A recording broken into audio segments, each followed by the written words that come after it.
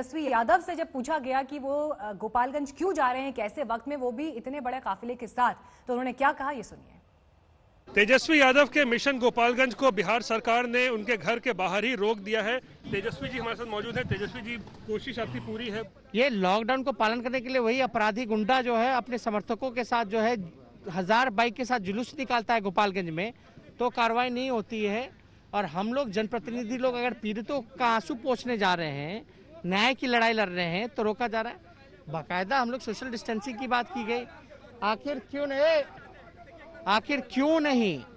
क्यों नहीं विधायक जो हैबिचुअल ऑफेंडर है, कोई एक आईपीसी धारा नहीं है जो उस पे लगा हो, उसको क्यों नहीं गिरफ्तार कर रही है? इतना पुलिस फोर्स लगा दिया गया, पूछिए कि हमको हाउस अरेस्ट कैसे किया गया है? कौन सा कागज है इनके पास? कोविड-19 का होगा जो गाइडलाइन एमएचए का दिखा रही है, लेकिन हमको अब तो ऑफिसेस चालू हो गई है, तो हमारी तो संवैधानिक पद है, तो हमारी जो जिम्मेदारी है उससे को क्यों नहीं रोका? सरकार जो है हत्यारों को पकड़ती तो शायद ये नौबत नहीं आती। सरकार कह रही है राजनीतिक कार्यक्रम है, उस पर प्रतिबंध है। गोली लगी, पीड़ित से मिलिएगा तो क्या है? मेरी जिम्मेदारी है उनके साथ खड़े होना कि नहीं? अगर कहीं अन्याय हो रहा, मीडिया में भी उड़ रहा था, पुलिस जैसे खड़े हैं वैसे भी उड़ रहा है। और खतरनाक तो वो है कोविड-19 जो है, जो लॉकडाउन है, जान बचाने के लिए है ना। कितने लोगों की मौत हो गई बिहार में कोविड-19 में? क्या गुंडों के पास विशेष पास है? विशेष सत्र बुलाए और हम लोग डिबेट करें इस पे। लॉ एंड ऑर्डर जो बिहार में जो बद से बदतर हो गया है, या भूख से जो जान जा रही है, जो एक्सीडेंट से जो जान जा रही है, ये हम लोगों की जिम्मेदारी है ना। हमको चुना है तो कुछ तो उम्मीद है लोगों की, तो हम तो भाई लड़ेंगे ना उनके लिए। 2 महीने तक तो हम लोगों ने पालन किया ना। हम लॉकडाउन में दिल्ली फंसे थे, तो कहाँ है तेजस्वी? जनता के बीच क्यों नहीं है? अब जनता के बीच है तो अंदर घुसो, अरेस्ट कर रहे हैं हमको, हाउस अरेस्ट कर रहे हैं। ये तो दोनों बात कर रहे थे ना सरकार के लोग, क्यों कर रहे हो भाई दोनों बात?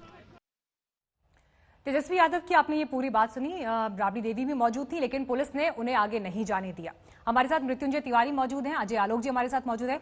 मृत्युंजय जी, बहुत सारे सवालों के जवाब तेजस्वी यादव नहीं दे पाए। मैं कुछ आंकड़ों के साथ शुरुआत करूंगी। बिहार में कुल मिलाकर कोरोना के आंकड़े जो हैं वो 3000 को छूने वाले हैं। पटना सबसे ज्यादा प्रभावित है।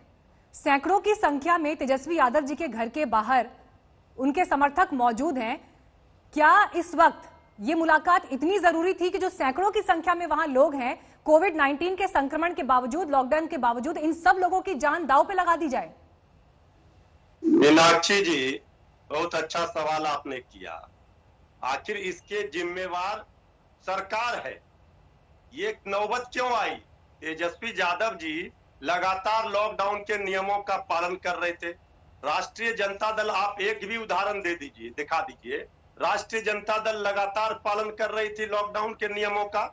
और लॉकडाउन में अगर कोई सत्ता के संरक्षण में हत्या कर दे, एक परिवार के 4-4 लोगों की हत्या हो जाए, तो क्या उसका आंसू पोंछने, उसके दुख दर्द को बांटने तेजस्वी यादव जी नेता प्रतिपक्ष हैं? अगर सरकार मौन है, तेजस्वी यादव जी ने सरकार को चेतावनी दिया था, उसकी गिरफ्तारी कीजिए माननीय विधायक की। तो कोई जेडीयू का विधायक अगर कोई उससे मांग रहा है रोजगार, तो जेडीयू का माननीय विधायक कहते हैं तुम्हारा जो बाप पैदा किया है वो रोजगार नहीं दिया, हम कहां से देंगे? कोई रोटी मांग रहा है, उसे लाठी मारा जा रहा है। कोई हत्या कर करके चैलेंज कर रहा है खुलेआम मीडिया में आकर के। सरकार और पुलिस प्रशासन को जेडीयू के विधायक कैसे चैलेंज कर रहे हैं?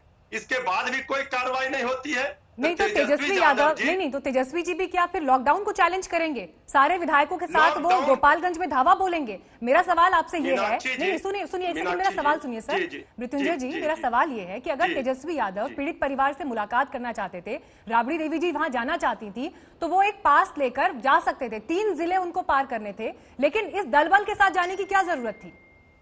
ये तो मीनाक्षी जी, जब तेजस्वी यादव जी लगातार 3 दिनों से सरकार से कह रहे थे, पास मांग रहे थे, तो सरकार को तो इस पर संज्ञान लेना चाहिए था।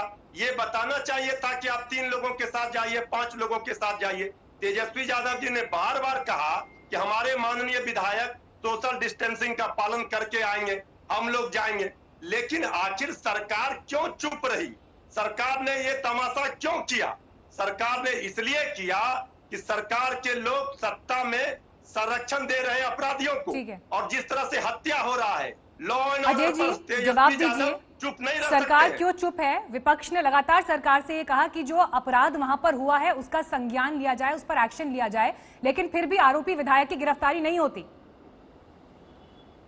मीनाक्षी जी, आज जो राष्ट्रीय जंगली पार्टी के अराजक लोगों ने जो अराजकता फैलाई है आज इस कोरोना के काल में, उससे आप ये समझ सकती हैं कि इन लोगों को कितना विश्वास है अपने आप में, अपने संगठन में और अपनी कार्यशैली में। पूरे 2.5 महीना भगोड़ों के टैग हासिल कर चुके हैं इनके नेता। जब एईएस आता है तब भाग जाते हैं, जब बाढ़ आता है तब भाग जाते हैं। अभी लॉकडाउन में दिल्ली में भागे हुए। ठीक है, उनका जवाब सुन लेते हैं। मृत्युंजय जी, मैं वही जवाब ले रही हूँ उनसे, गिरफ्तारी क्यों नहीं हुई आरोपी विधायक की?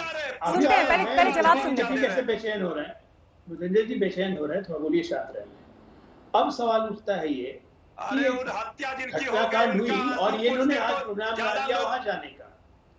जो मुख्य अभियुक्त हैं वो गिरफ्तार हो चुके हैं। विधायक जी पे आरोप लगा है सेक्शन 120B के तहत, जिसमें उनको संरक्षण देने का आरोप है। तो ये आरोप लालू यादव पे भी लगा था, मृत्युंजय जी को याद होगा। लालू जी पे पूरी जांच हुई थी और लालू जी दोषी पाए गए थे, न सजा मिली बल्कि आज जेल होटवार जेल में भी है। तो उसी तरह 120B की जांच पुलिस करती है अपने अनुसंधान के तहत, और अगर हमारे विधायक दोषी साबित हुए तो वो भी जेल जाएंगे, इसमें कोई शक नहीं है। अब इन्हीं की बात एक मान लेते हैं कि हमारे विधायक दोषी हैं। हमारे विधायक तेजस्वी ने कहा कि सीआरपीसी में RIPC में कोई धारा नहीं है जो हमारे विधायक पे नहीं लगी है। सब बात मान ली मैंने आरजेडी की। मैं ये फोटो दिखा रहा हूँ, ये देखिए, ये पुत्र के साथ फोटो है उसी विधायक का। पुत्र क्या कर रहे हैं? उस विधायक को माला पहना रहे हैं। ये पुत्र है माननीय तेजस्वी यादव। अब दूसरा फोटो देखिए, ये पिता के साथ फोटो है उसी विधायक का, जिसके खिलाफ आज मार्च निकाल रहे हैं। ये पिता के साथ फोटो है, पुत्र का मैंने दिखा दिया, अब पिता का दिखाता हूं। ये देखिए, ये है पिता के साथ फोटो उसी विधायक का। तो उनके साथ गलबहियां कर रहे थे ये लोग।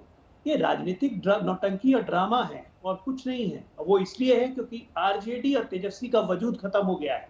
आप लोग इनके बारे में बात करना भूल गए हैं। मृत्युंजय जी जवाब दीजिए, क्या इस मामले के जरिए एक राजनीतिक संजीवनी तलाशने की कोशिश कर रही है आरजेडी? देखिए मीनाक्षी जी, अजय आलोक जी डॉक्टर हैं, कंपाउंडर की तरह बात कर रहे हैं। वो जिस फोटो को दिखा रहे हैं वो फोटो 2015 का, आपको पता है ये हमारे साथ आए थे चुनाव लड़ने के लिए जब बीजेपी ने इनका DNA खराब कर दिया था। उस समय आए थे लालू जी के पास और आज मुख्यमंत्री बनकर के बैठे हुए हैं। और ये फोटो दिखा करके जिनके परिवार की हत्या हुई है उनका मजाक उड़ा रहे हैं। जिन्होंने इनके विधायक ने गाली दिया उन मजदूरों को, जिसने पैदा किया उससे रोजगार मांगिए, उस पर क्या कार्रवाई हुआ?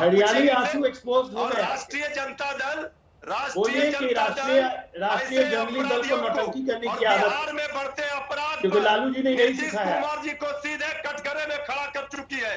अब नेता प्रतिपक्ष के सवालों का जवाब सत्ता में बैठे हुए लोगों अजय जी, इस सवाल का जवाब तो अजय जी आपको देना ही पड़ेगा ना, जेडीयू सत्ता में है। ठीक है, मृत्युंजय जी सवाल पूछने दीजिए।